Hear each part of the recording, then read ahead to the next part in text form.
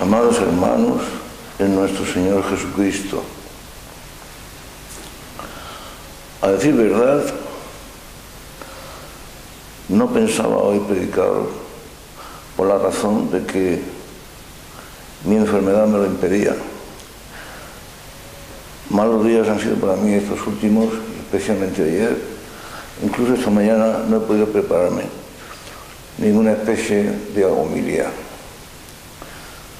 Pero unidos en la fe y en el amor a nuestro Señor Jesucristo, me parecía casi necesario compartir con vosotros pensamientos que por mi parte puedo decir que salen del corazón y que yo intento, en la medida de lo posible y ayudado por la gracia del Señor, que sean lo más ajustados posibles a las enseñanzas de Jesús contenidas en el Evangelio y explicadas por la Iglesia en su magisterio. De manera que hace un momento hago la pluma, he tomado unas cuantas notas rápidamente en el papel y con la gracia del Señor me he dispuesto a comunicarme un ratito con vosotros. Dado caso además que el Evangelio que se contempla en el día de hoy, domingo tercero, después de Epifanía, nos explica un caso que es realmente extraordinario. Mereció incluso el asombro y las alabanzas de nuestro Señor. Nos dice el texto evangélico que en todo lo que fue Jesús a Cafarnaúm le salió al encuentro un centurión, el cual les puso: Señor, mi criado está gravemente enfermo en casa y vengo a verte para que lo cures. Jesús cariñosamente: pues yo iré y lo curaré. Y dice el centurión: Señor, no es necesario que vengas porque yo no soy digno de que entres en mi casa, porque yo también soy hombre que tengo gente bajo mi gobierno, criados, soldados, y le digo al uno: ve y va, o haz tal cosa y la hace. Pues tú, Señor, que eres el dueño de la vida y de la muerte, y el Señor de todas las cosas, no necesitas ir a mi casa, ni yo tampoco soy digno de que entres en ella. Nuestro Señor se volvió admirado hacia la gente que le seguía y les dice: en verdad he de reconocer que no he visto nunca en todo Israel una fe como la de este hombre, tan extraordinaria. Pues mira, vete a casa y que sea como tú has dicho, tu criado queda curado. Si tenemos en cuenta que este hombre que fue a pedir al Señor la curación de su criado no era ni siquiera judío, era un centurión, realmente su fe era más que extraordinaria. La maravillosa virtud de la fe, por la cual, como primera gracia recibida de parte de Dios, entramos a formar parte de la Iglesia y del cuerpo místico de Jesucristo. La fe, virtud extraordinaria y hoy más necesaria que nunca en un mundo y en una Iglesia que parecen haberla perdido por completo. Un mundo pagano y un mundo y una Iglesia que parece haber transformado la fe en Cristo y en las enseñanzas del Evangelio en una fe o en una creencia más de acuerdo con el mundo moderno, con las creencias del hombre de hoy, con las enseñanzas de las corrientes filosóficas modernas. Y ahí, pues, dada la dificultad y dado el ambiente que hoy día existe y el momento tan difícil, porque aquellos cristianos que realmente quieren ser discípulos de Jesucristo, momento que atraviesan, como digo, sumamente difícil, sumamente contrario a la fe en Jesús, a la fe en el Evangelio, a la fe en la Iglesia, pues es una fe, es una virtud realmente más que extraordinaria y más que meritoria. Realmente Queridos hermanos míos, hoy día, siempre lo hemos dicho, pero más que nunca, conviene tenerlo en cuenta, ser cristiano y ser fiel a las verdaderas enseñanzas de la Iglesia y al auténtico amor a Jesús, nuestro Señor, supone por parte de quien lo practica o de quien lo intenta una valentía más que extraordinaria. Porque el mundo, por su parte, pone todos los esfuerzos posibles por destruir la fe, por acabar con las enseñanzas del Evangelio, con la excusa de hacer una fe más de acuerdo con las exigencias del mundo moderno, más de acuerdo con la mentalidad del hombre de hoy.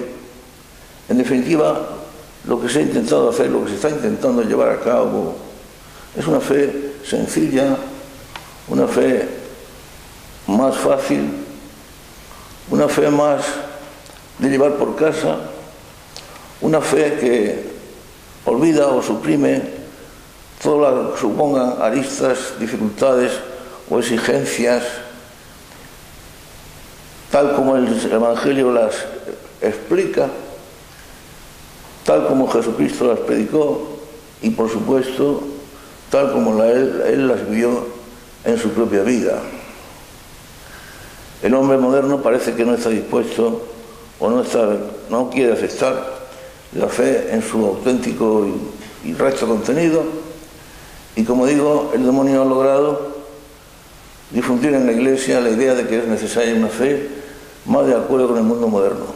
Pero, queridos hermanos míos, el mundo moderno y el Evangelio nunca pueden estar de acuerdo. Muchas veces lo hemos recordado. La Biblia lo dice en tantos lugares, la Iglesia lo ha enseñado siempre. ¿Qué acuerdo puede haber entre las tinieblas y la luz? ¿Qué acuerdo puede existir entre Cristo y Belial? Ninguno. El mundo, por una parte, enseña cosas, la Iglesia, el Evangelio, otras que son completamente distintas. Y el mundo de hoy pues no está dispuesto a vivir, a practicar las enseñanzas, las exigencias del Evangelio. Yo, amados hermanos míos, os confieso, como he dicho antes, con el corazón en la mano, que yo, dada mi larga vida, he tenido ocasión de conocer la Iglesia anterior al Concilio Vaticano II. Yo me ordené de sacerdote en el año 1956, todavía bajo el reinado del Papa Juan Pío XII. Luego tuve ocasión de ver el comienzo y el desarrollo del Concilio Vaticano II. El concilio comenzó, como recordáis, en el año 1962, convocado por el Papa Juan XXIII, según él, bajo la inspiración del Espíritu Santo. Luego los hechos posteriores a más de uno le han hecho dudar de que efectivamente fuera el Espíritu Santo en realidad el que inspiró al Santo Padre la convocatoria de este concilio. Como digo, el concilio empezó en el año 62, acabó en el año 1965, 3 años después, y cambió por completo la fe, el contenido, las enseñanzas, las costumbres y toda la estructura de la Iglesia y del mundo cristiano. Yo reconozco que asistí con gran admiración y asombro a la celebración del concilio. Yo fui educado en otro sistema, bajo otras enseñanzas. Y luego lo que vi en el concilio, y lo que oí en el concilio, y lo que leí sobre el concilio, y luego los acontecimientos posteriores, he de reconocer que me dejaron absolutamente perplejo. Hay 2 o 3 cosas, hay muchas, pero sobre todo 2 o 3 cosas fundamentales, hermanos míos queridos, en el concilio, que yo nunca he terminado de comprender. Bueno, ante todo he de aclarar que yo, como, aunque pecador, hijo de la Iglesia, nunca puse objeciones al concilio. Siempre acepté al concilio. Hubo muchas cosas que yo no entendía, que eran contrarias a mis sentimientos y a lo que yo había aprendido y vivido siempre, pero yo jamás discutí las enseñanzas del concilio, jamás las puse en duda y obedecía a las exigencias y a los mandatos del concilio. Pero me quedaron tantas cosas que no comprendía, aunque el hecho de no comprenderlas, como digo, repito, no me eximió de obedecerlas. Siempre las seguí, siempre consideré que los papas, desde Juan XXIII hasta Pablo VI, que clausuró el concilio, eran los verdaderos papas, sus mandatos y orientaciones había que acatarlas, y yo de hecho las acaté siempre. Algunas cosas no las entendí nunca. Por ejemplo, el concilio desde el discurso inaugural de Juan XXIII siempre remachó la idea y sostuvo la idea e insistió en la idea, y todavía se sigue insistiendo en ella, que el concilio Vaticano II era un concilio meramente pastoral y no dogmático, y que no trataba bajo ningún concepto de imponer enseñanzas nuevas, diferentes o distintas a las que la Iglesia siempre había enseñado.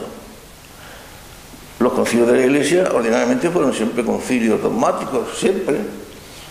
Concilios dirigidos contra herejías, contra cristianos desviados que enseñaban o actuaban o difundían verdades contrarias a las enseñanzas de la Iglesia, de la tradición de siempre. Este concilio, sin embargo, se presenta como pastoral e insiste una y otra vez en que no piensa imponer enseñanzas nuevas, que es el concilio de la consideración, del cariño, del perdón, de la reconciliación, y no de los castigos, ni de las condenaciones. Sin embargo, yo he tenido ocasión de estudiar a mi manera la historia de la Iglesia, y que ya soy viejo, como os digo, 67 años de sacerdote, más 6 años de seminario, pues ya son bastantes años ya dentro del mundo clerical, y con bastantes oportunidades de conocer los entresijos de la Iglesia. He estado en diversos países, tengo amistad con obispos de diferentes nacionalidades, aunque yo sea un pobre hombre, lo soy, pero en fin, he tenido ocasión de hablar con mucha gente y he estudiado lo que he podido. Pero como digo, los concilios anteriores a este siempre fueron concilios dogmáticos. Sin embargo, nunca impusieron a la fuerza la creencia en aquellas verdades que sostenían y propugnaban. Y es que, hermanos míos, como todos sabemos muy bien, la verdad no se puede imponer a la fuerza. Desde el momento en que alguna enseñanza trata de imponerse a la fuerza, en mi opinión, deja de ser verdadera en todo o en parte. Por lo menos, desde luego, no es el procedimiento propio de la Iglesia católica, de la Iglesia tal como la fundó y la sostuvo Jesucristo.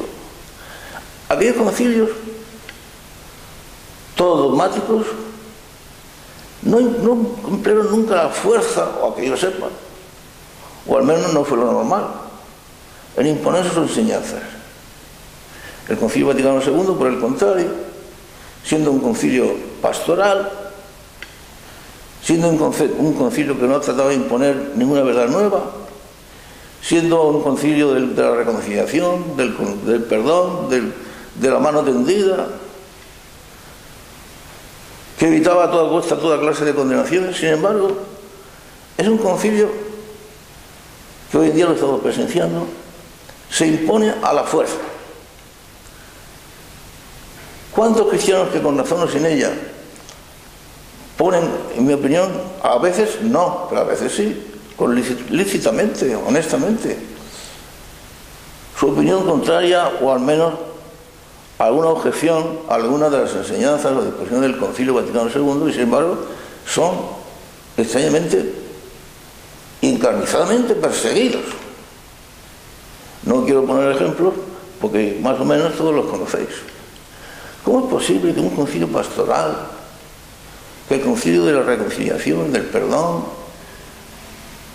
que evita las condenaciones, sin embargo, sea tan duro en sus exigencias, y aquel que no está dispuesto a aceptar a todas al pie de la letra, por supuesto, todas, pero además sin objeciones de ninguna clase? Los cristianos tienen derecho a pensar. Y además un concilio que ha excluido de todas cualquier intento o tipo de infalibilidad. El concilio no excluyó en absoluto acudir a la cualidad de la infalibilidad concedida por Jesucristo a sus apóstoles, a la jerarquía legítima de la Iglesia. Y sin embargo hoy en día, y pese a eso, el concilio, aquellos que no están de acuerdo, incluso con disposiciones que son completamente libres, o incluso permitidas explícitamente por algunos papas, como por ejemplo con la misa tradicional, la misa llamada de rito latino o extraordinario, pues quienes no estén dispuestos a aceptarla son perseguidos, de una manera o de otra, más o menos disimuladamente o más o menos abiertamente. Y yo, como digo, acepto la disposición de la Iglesia. Decía el antiguo dicho que doctores tiene la Iglesia. La jerarquía está para enseñar y para santificar y para mandar. Digo simplemente que no lo comprendo. No lo comprendo, pero lo acepto. ¿Cómo es posible eso? Por otra parte, yo he tenido ocasión de ver, de vivir y de oír multitud de veces que el concilio trajo una primavera a la Iglesia, una auténtica regeneración a la Iglesia. La Iglesia postconciliar era una Iglesia renacida, una Iglesia reforzada, por eso lo he oído decir tantas veces, por fin reconciliada con el mundo de hoy.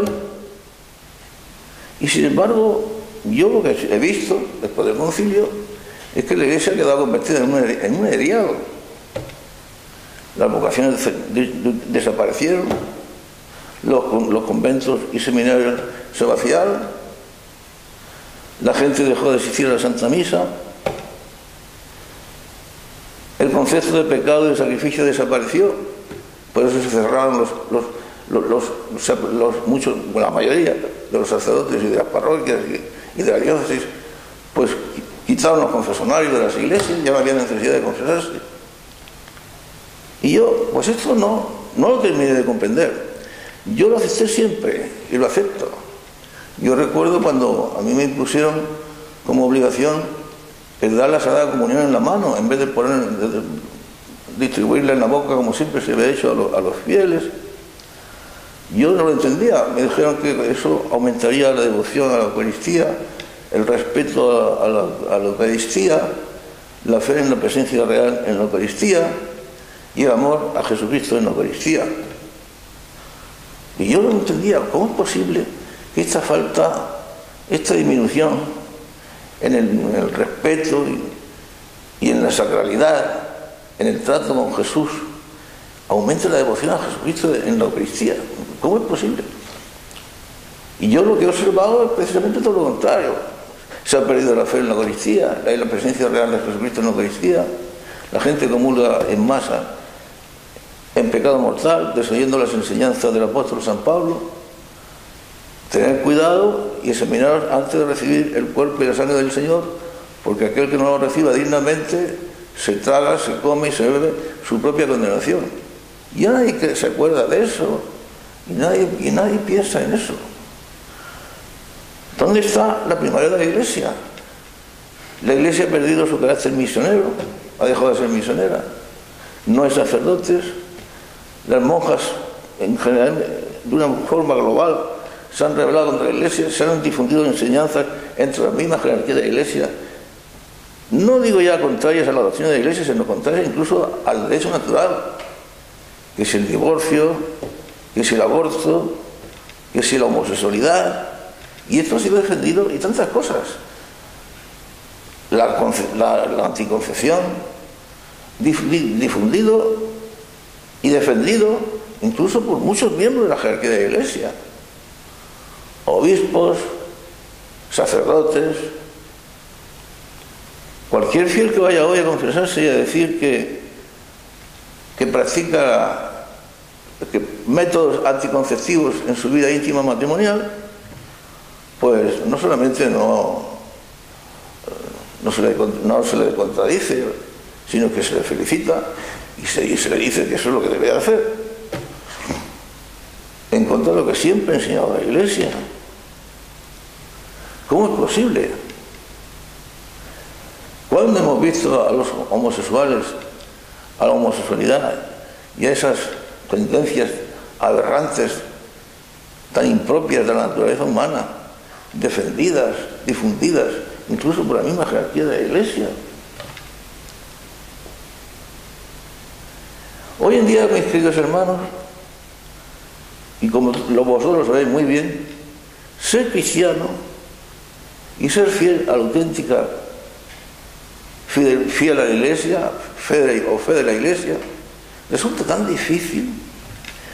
Yo me admiro y al mismo tiempo me compadezco de tantos matrimonios cristianos. Yo tengo muy buenos amigos, los conozco bien, matrimonios cristianos que son fieles a Jesucristo, sobre todo matrimonios jóvenes, a la fe de la Iglesia, y entonces pues practican lo que siempre se ha considerado una bendición de Dios: los hijos, la familia numerosa.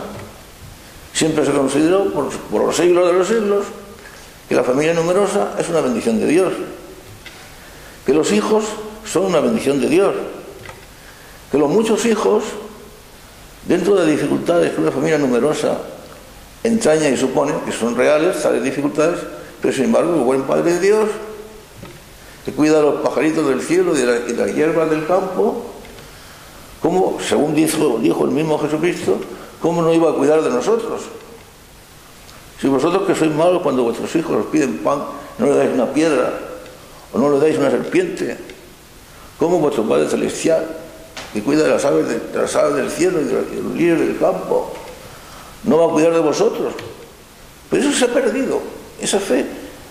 Y entonces estos matrimonios sufren la befa, la burla, la irrisión, incluso por parte de los sacerdotes y obispos, no digamos por parte de familiares, amigos y el mundo en general, la burla, porque ¿cómo es posible que tengan hijos o muchos hijos?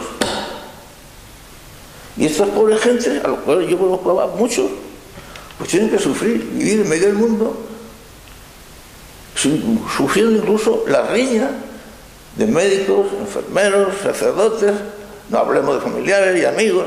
Pero ¿cómo se te ocurre tener tantos hijos? Y es que el paganismo, aun dentro de la Iglesia, se ha extendido de tal forma y ha hecho la fe tan difícil. Además, la fe, repito, no puede ser conciliable con el mundo. ¿Qué concordia, qué acuerdo puede haber entre Cristo y Belial?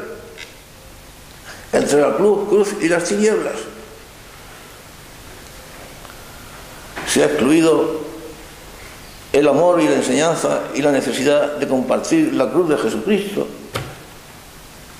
La cruz, el sacrificio, el esfuerzo, todo eso han sido excluidos como cosas que no corresponden, conceptos, ideas, costumbres, al mundo de hoy o al hombre de hoy, que no está dispuesto a aceptarlas bajo ningún concepto. En definitiva, como todos sabéis muy bien, vivir la fe, por eso Jesucristo alabó aquella fe del centurión, fe más que extraordinaria, y en un extraño, porque no era ni siquiera judío. Hoy en día vivir la fe se ha hecho tan difícil, tan sumamente difícil, y sin embargo, queridos, la fe siempre ha sido difícil. La verdadera fe siempre ha supuesto un riesgo, porque la vida cristiana supone un riesgo. La vida cristiana nunca se ha propuesto como algo fácil, como algo compatible con el mundo. Nunca. Yo me imagino hasta qué punto nuestro Señor Jesucristo se vio sometido a pruebas de fe. ¿De fe nuestro Señor Jesucristo? Sí, de fe, lo repito. Vosotros os imagináis a nuestro Señor, nuestro amado Jesús, en el huerto de los olivos, sintiéndose abandonado de su Padre. Padre mío, ¿por qué me has abandonado? Dijo en la cruz.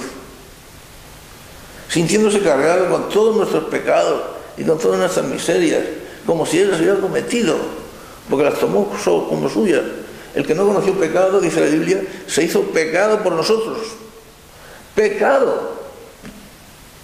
No es que se atribuyera a nuestros pecados, es que los hizo suyos. El que no conoció pecado, se hizo pecado por nosotros. Y llegó a sudar sangre en el huerto de los olivos. Y se vio abandonado por sus discípulos más íntimos y más queridos.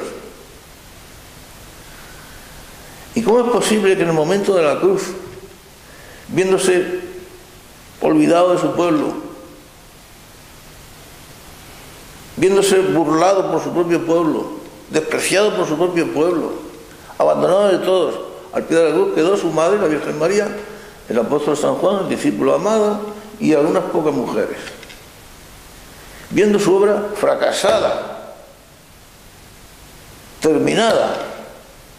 Por fin había llegado el momento del triunfo de Satanás, el que había venido a la tierra a hacernos de nuevo hijos de Dios y a demostrarnos el amor de Dios hacia nosotros y hacer lo posible con el nuestro para responder al de Dios, fracasado, muerto como un criminal en el más espantoso de los suplicios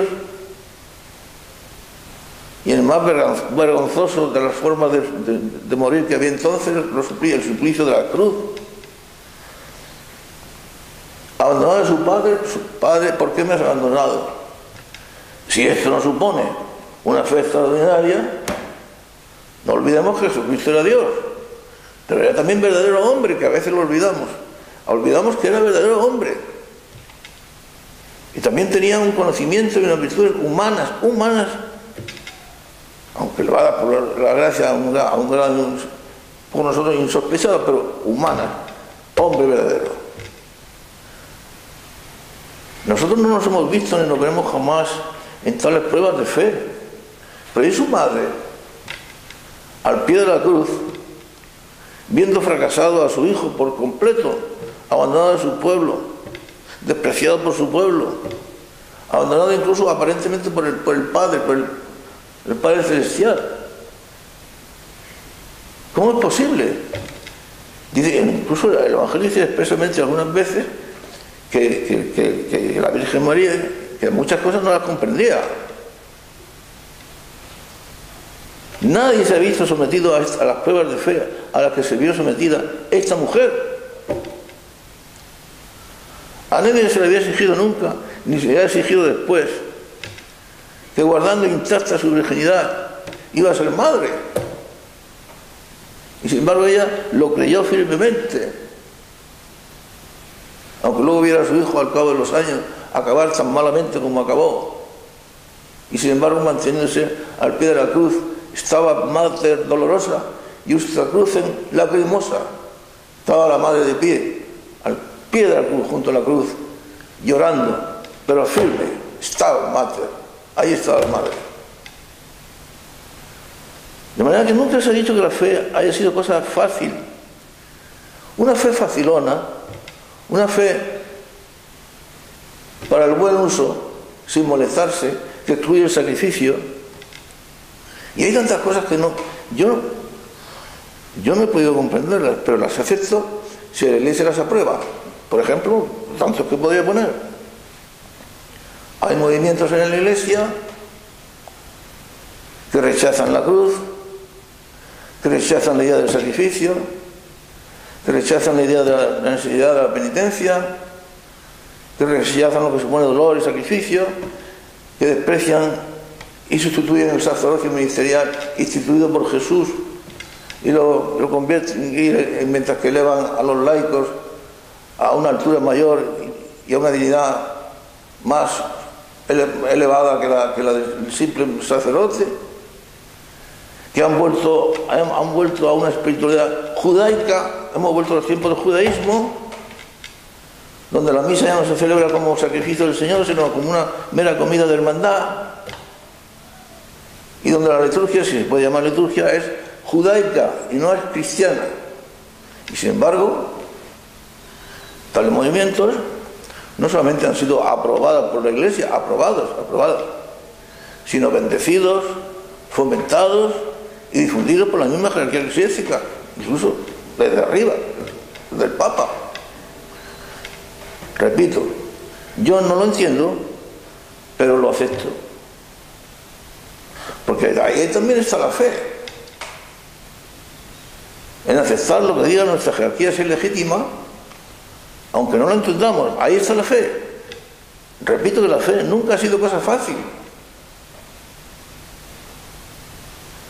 Yo no entiendo, por ejemplo, a los que no están de acuerdo con ciertas disposiciones de jerarquía y por eso mismo se separan de la jerarquía. Yo veo, por ejemplo, a ciertos grupos de cristianos que se han separado de la obediencia a la jerarquía bajo el pretexto muy legítimo de conservar la fe en la tradición de la Iglesia, en las enseñanzas de siempre, en la fidelidad a Jesucristo. Pero desde el momento en que te separas de Pedro, yo veo, por ejemplo, a ciertos grupos en la Iglesia a los que respeto y admiro por su valentía y porque han conservado las verdaderas creencias de la tradición y el auténtico magisterio hasta el Vaticano II, y sin embargo los veo separados, divididos, cada día más divididos. Yo veo noticias de ciertos grupos religiosos, que no quiero nombrar, pero todos conocéis, y los veo cada día más divididos. Y además, peleándose unos con otros, mordiéndose, insultándose, gritando.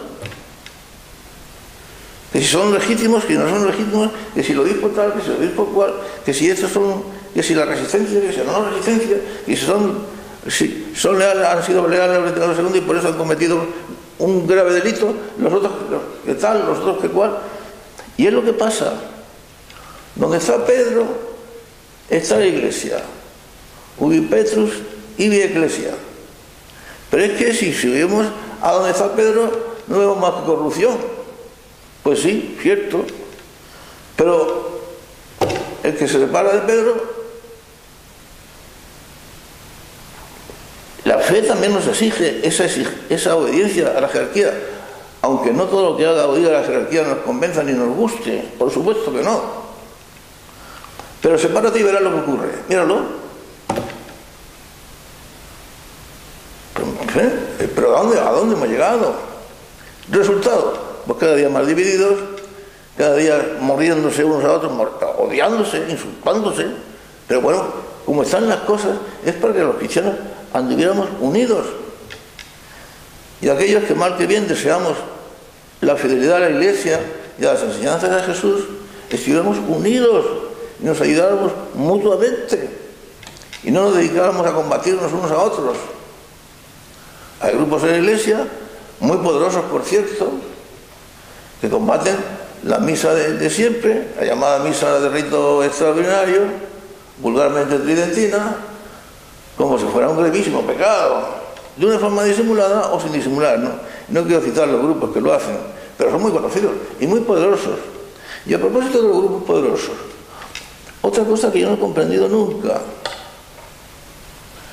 ¿cómo es posible que grupos en la Iglesia muy numerosos y muy poderosos hayan llegado a pensar que el poder, el dinero y la influencia son medios eficacísimos para difundir el Evangelio?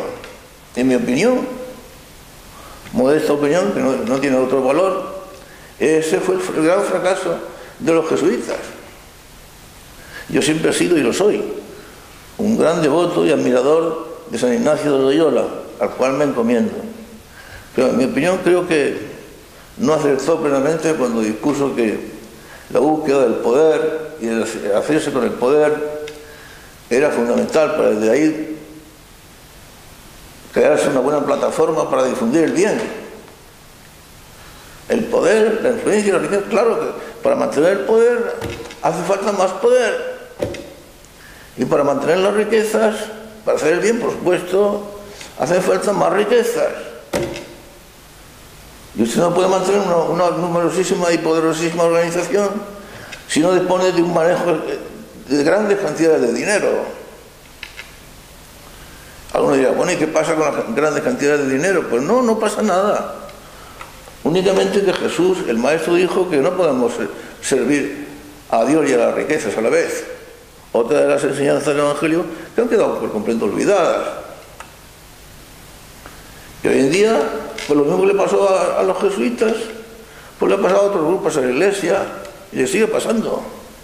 Que siguen pensando que el hacerse con el poder y las riquezas, mucho esfuerzo en hacerse con las riquezas para hacer el bien, pero claro, como ese esfuerzo supone tanto esfuerzo, resulta que luego no queda tiempo para hacer el bien. Y además las riquezas exigen a su vez más riquezas para poder mantenerlas como tales riquezas. Yo, si la Iglesia aprueba estas cosas, yo también las apruebo. No las entiendo, pero no hace falta que yo las entiendan. Yo no tengo por qué entenderlo todo y me equivocaré en tantas cosas. Yo lo que pienso es que Jesús dijo eso: no podéis servir a Dios y a las riquezas. Y él fue pobre, no proclamando que era pobre. Yo no me acuerdo que Jesucristo fuera autoproclamando su pobreza por ninguna parte. Llamó bienaventurados a los pobres, y él de hecho vivió la pobreza, la auténtica pobreza, la suprema pobreza, la de sentirse abandonado incluso de su padre. Yo estoy solo, aunque no estoy solo, porque el Padre está conmigo. A veces sus mismos amigos íntimos lo abandonaron y pocas veces lo comprendieron. Pero él fue pobre, sin ir proclamando por otra parte que yo soy pobre, que la pobreza, que los pobres. Otra cosa muy importante: el trabajo con los pobres, la ayuda a los pobres y el amor a los pobres supone previamente, para que ese amor a los pobres sea auténtico, supone el amor a Jesucristo. Porque ese amor a los pobres se fundamenta no en otra cosa que en el amor a los mismos pobres y punto, es falso. Si aunque yo repartiera todos mis bienes y diera mi hacienda y incluso quemara mi cuerpo por amor por los demás, si al mismo tiempo no tengo caridad, es decir, no tengo amor a Dios, de nada me sirve. Soy como una campana que resuena, címbalo que retiñe. Lo dijo San Pablo. Hombre, se puede ser muy pobre, tener fama de pobre, estar en la ONU cuando se quiera, decir discursos de la paz, no sé cuánto, recibir premios Nobel, tener acceso a la entrevista privada con el Papa cuando se quiera, tener avión propio, y viva la pobreza. Y luego, pues si hay que adorar y rezar ante la estatua de Buda, se reza ante la estatua de Buda, o de quien sea. Otra cosa que yo no he entendido nunca, aunque la acepto también: el llamado espíritu de Asís y lo que sucedió en Asís con los falsos dioses y las falsas religiones, y ponernos a la misma altura, poner a la misma altura la verdad con el error, lo verdadero con lo falso y lo auténtico con la mentira, y todos iguales. Nunca lo entendí, y sigo sin entenderlo, para desgracia mía. Debe ser porque soy muy corto de entendimiento. Ahora, repito, eso no me autoriza a hacer la guerra por mi cuenta, como el capitán Martínez, que cuenta la historieta, que se perdió en una de las batallas y en medio de la selva lo encontró un grupo y le preguntaron: alto, ¿usted es rebelde o nacional? Dijo: yo soy nacional. Resulta que el grupo que lo había encontrado era rebelde. Le pegaron un palizón al pobre capitán, lo dejaron medio muerto. El pobre iba arrastrándose como podía, al rato se muerto a otro grupo. ¡Alto! El capitán Martínez se para. ¿Eres rebelde nacional? Dice: yo soy rebelde. Y resulta que este grupo era nacional. Le pegaron un palizón que si algo que había bebido lo dejaron exhausto. Y el pobre iba, que no podía más. Y al rato se encuentra con otro grupo. ¡Alto! ¿Eres rebelde o nacional? Dice: yo soy el capitán Martínez. Resulta que me he comprado un cañoncito y hago la guerra por mi cuenta. Y eso a veces yo creo que hay que hacer algo de eso, hacer la guerra por su cuenta. Porque si no, menuda, el pobre capitán Martínez acabó mal. Pues ahí está, ahí es eso. El poder, las riquezas. Y mientras tanto el Evangelio olvidado. Y mientras tanto se está con el sistema y con los poderosos de este mundo. Y el Evangelio no puede estar con el sistema ni con los poderosos de este mundo, digamos lo que digamos. Ni con los aplausos y aprobaciones del mundo. Y más cuando el mundo es el mundo, realmente el mundo, que no puede ser más que el mundo. Si el mundo os odia, sabed que primero me odió a mí, decía Jesucristo.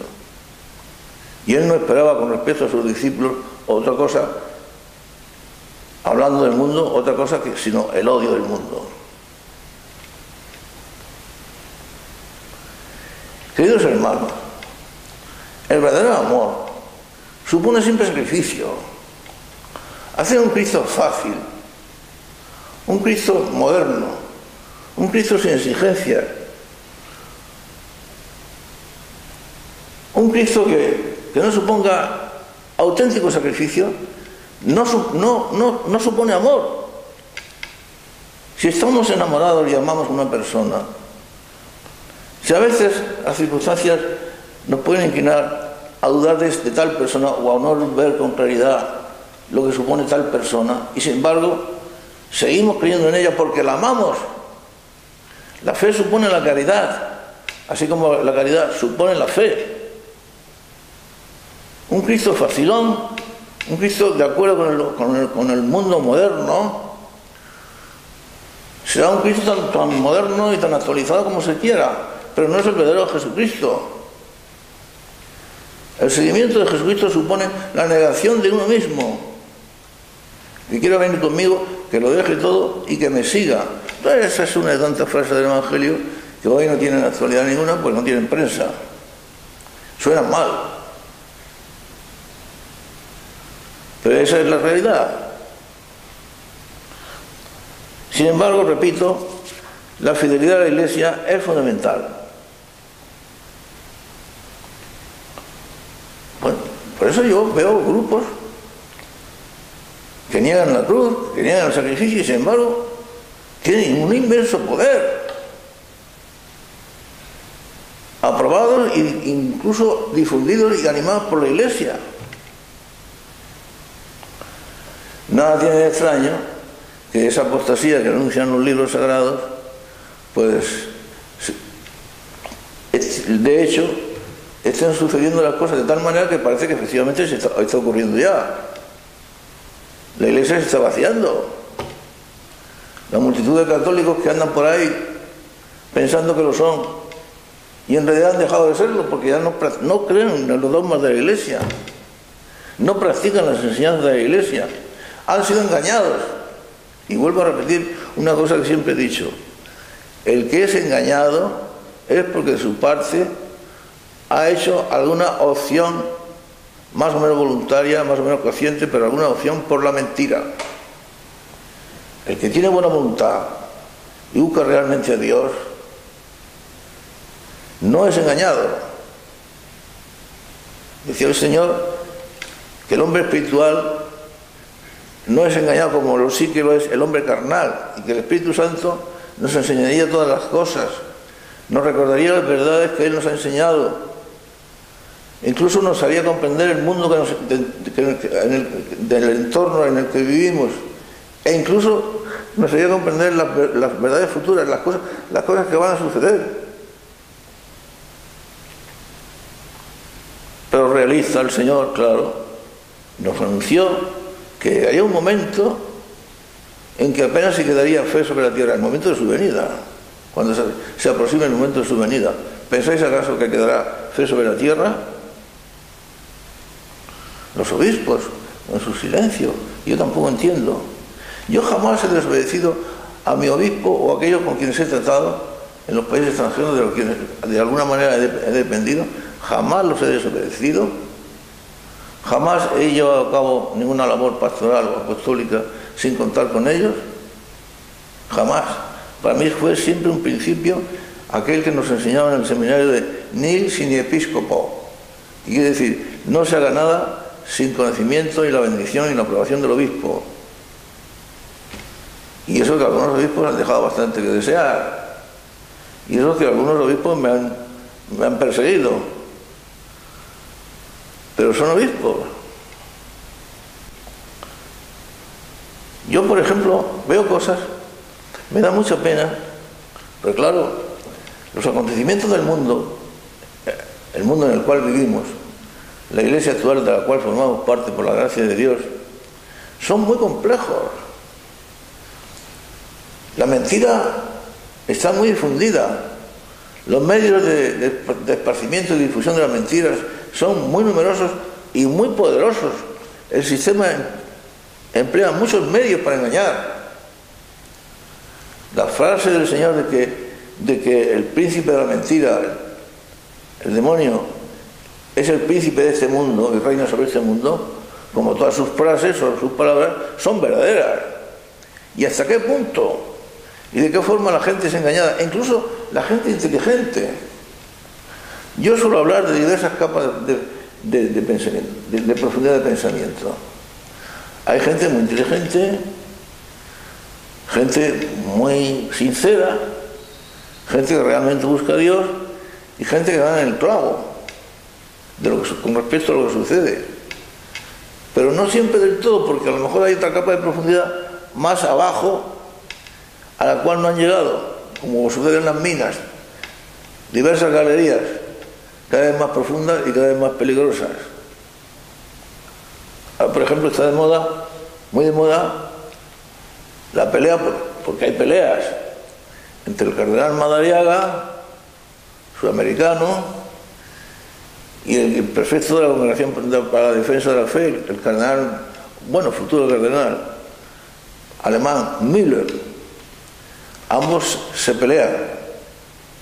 Y los estudiosos y comentaristas y tal, claro, es que uno es más flexible, el otro es más inflexible. El obispo Müller es el defensor, se ha elegido como defensor de la tradición.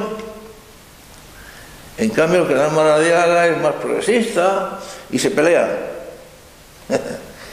Y hay quien se lo cree. Mi opinión personal, que como digo no tiene ningún valor, es que desde luego no se pelean, sencillamente están representando un papel. El teatro se introdujo ya en la Iglesia de una forma oficial y plena con Juan Pablo II. No olvidemos que el Papa Juan Pablo II, el Santo Padre, muy digno de nuestra veneración, era actor, no lo olvidemos. Entonces en la Iglesia, bueno, y antes también, pero bueno, sobre todo a partir de entonces, el teatro se ha hecho una cosa muy normal y muy natural, y como un medio de engañar a la gente estupendo. El cardenal Müller y el futuro cardenal Müller y el cardenal Madariaga se pelean. Permítanme, hermanos míos, que me sonría. Yo no creo en tales peleas. Todos habéis oído hablar, todos hemos oído hablar del poli bueno y el poli malo. Ambos dos persiguen lo mismo. A ver si hacen que el criminal o presunto criminal confiese de una vez. Uno hace de bueno, otro hace de malo, pero en definitiva se trata de una farsa. Y como eso, tantas cosas y tantas cosas y tantas cosas. Entonces, ¿qué hay que hacer? Dejarse llevar de la mano del Espíritu Santo. Antes lo hemos dicho.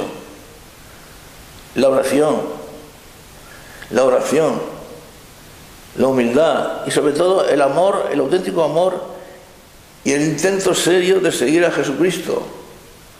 Única garantía que tenemos de no ser engañados. El amor a Jesús. El amor nos lleva a la fidelidad. Algunas veces no lo entenderemos. Algunas veces cuando lo veamos cargado con la cruz, camino del Calvario, pensaremos que el fracaso ha sido total, que aquel no puede ser el auténtico Mesías. Y no sé cuántas cosas podemos pensar, pero si lo amamos, si somos fieles de verdad a ese amor y a su persona, seguiremos creyendo en Él, porque ahí está lo grandioso y lo heroico de la virtud de la fe. El centurión: Señor, tú no necesitas ir a mi casa a curar a mi criado. Ahí está. Cuando las circunstancias nos presentan a la persona en la cual creemos, a la cual amamos, no la presentan como digna de creer en ella, o a veces de tal manera que las dudas o la oscuridad o la niebla se cierne sobre nuestros ojos y todo parece indicar, pero ¿amamos o no amamos? ¿Creemos en esa persona o no creemos en esa persona? ¿No creemos que las cosas son simplemente lo que parecen? ¿Bajamos? ¿Cuántas capas de profundidad de pensamiento bajamos? ¿Hasta dónde llegamos? Y es lo de siempre. La garantía que tenemos, el amor a Jesús, la virtud de la oración, la práctica de los sacramentos. Hermanos míos queridos, hay que confesarse con frecuencia, porque somos pecadores, aunque hoy día no se nos quiera recordar, incluso se intenta desterrar la idea del pecado. Pero el pecado, en definitiva, es el gran culpable de todo, porque fue el que abrió, utilizado como instrumento por Satanás, de Adán y Eva, nuestros primeros padres, el que abrió la espita por la que entraron todos los males en el mundo, incluida la muerte, lo que abrió la caja de Pandora, donde se esparcieron todos los males. De ahí salieron los políticos, los malos pastores de la iglesia, los cobardes, los afeminados, los malvados, en definitiva los malvados, todos aquellos que viven según sus propios caprichos, sus propios deseos, y secundan de alguna manera a Satanás. Hermanos míos queridos, la gente poseída por Satanás es más numerosa de lo que parece a primera vista, o a segunda, o a tercera. La gente, he dicho, poseída por Satanás.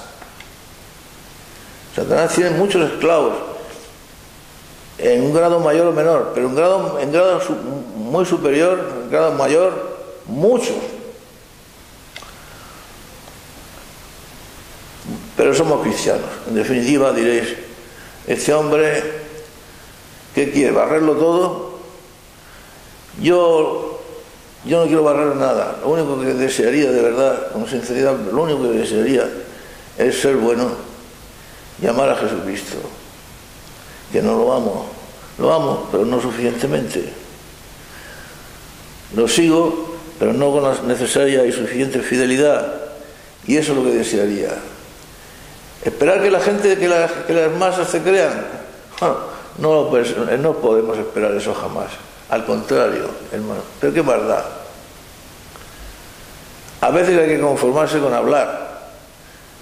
Jesús, el Señor, nuestro amado Señor, decía: si yo no hubiera venido y no les hubiera hablado, no tendrían pecado. Pero he venido, les he hablado y me han rechazado, y ahora permanecen en su pecado. El Señor sabía que lo único que podía hacer era hablar y dejar constancia de que lo habían rechazado y de que eran pecadores. No podía hacer otra cosa. A nosotros nos pasa igual. Un cristiano ya sabe lo que hay. Tiene que dar testimonio de Jesucristo, pero que no espere el éxito, ni los aplausos, ni nada parecido. ¿Y qué importa? Como siempre decimos, Jesús es el mismo, eteri, etodie, et in secula. Es idem, el mismo.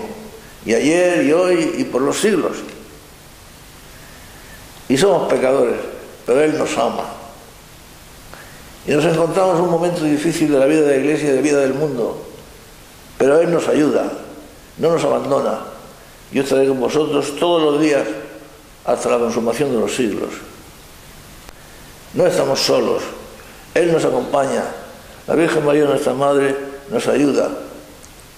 Si no queremos ser engañados, no lo seremos jamás.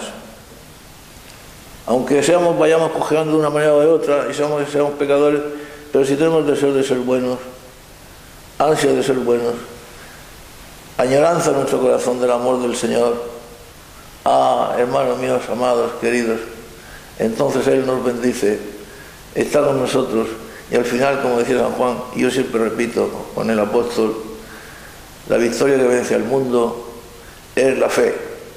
Esa fe que hoy alababa en el Evangelio Jesucristo, mirando al centurión de Cafarnaúm: os digo en verdad que en todo Israel no he visto fe como la de este hombre. Y no era judío siquiera.